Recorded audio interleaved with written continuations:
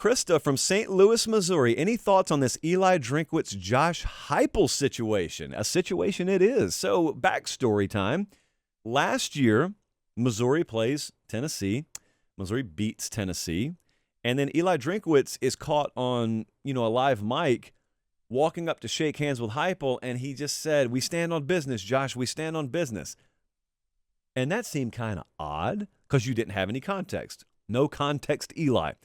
And so then it kind of came and it went, and folks at Tennessee hate Missouri, and you had a lot of, rumblings on social media about what it may have been about. But we didn't get an explanation. Okay, well, until this week, when Eli Drinkwitz goes on a podcast up in Missouri, and it is my fault for not remembering the name of this thing because the setup was immaculate. Like, the setup for that pod was immaculate. I subscribed to it this morning. I followed the account. So Eli Drinkwitz is on this podcast in Missouri, and he got asked about it. And he said, well, here's the problem. They beat us, hung a big number on us the year before.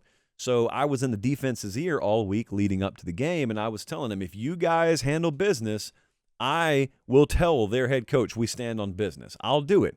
And so they handled business to hear him tell it.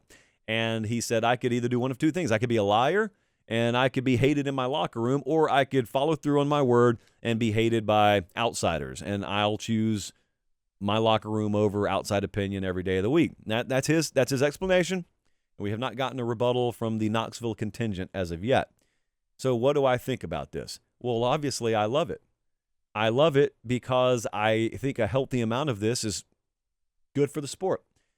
People being mad at other people is not the worst thing in the world. You go to work every day. You probably don't love everyone you work with. There is no golden rule that says coaches just have to love each other. Everyone has to get along. When they go down to Destin for the SEC spring meetings, everyone has to hold hands.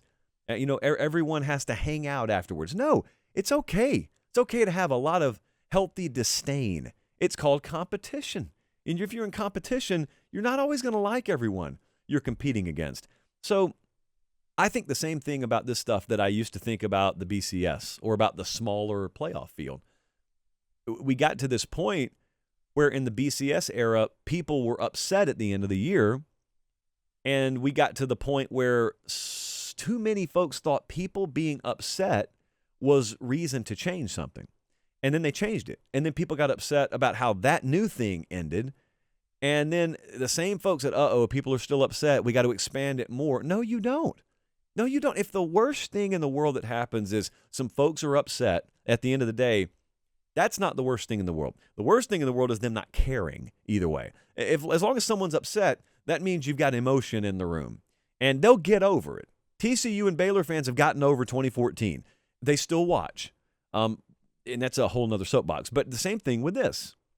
It's not apples to apples in terms of a metaphorical comparison, but it's apples to apples in terms of my philosophy on the idea that just because someone's mad doesn't mean we got a problem. Just because a Tennessee fan or, Josh Heupel himself may not love Eli Drinkwitz in Missouri doesn't mean we have a problem. Doesn't mean we have a problem at all. Just means we got a good, healthy base of competition in the SEC and in college football. It's not the biggest problem in the world.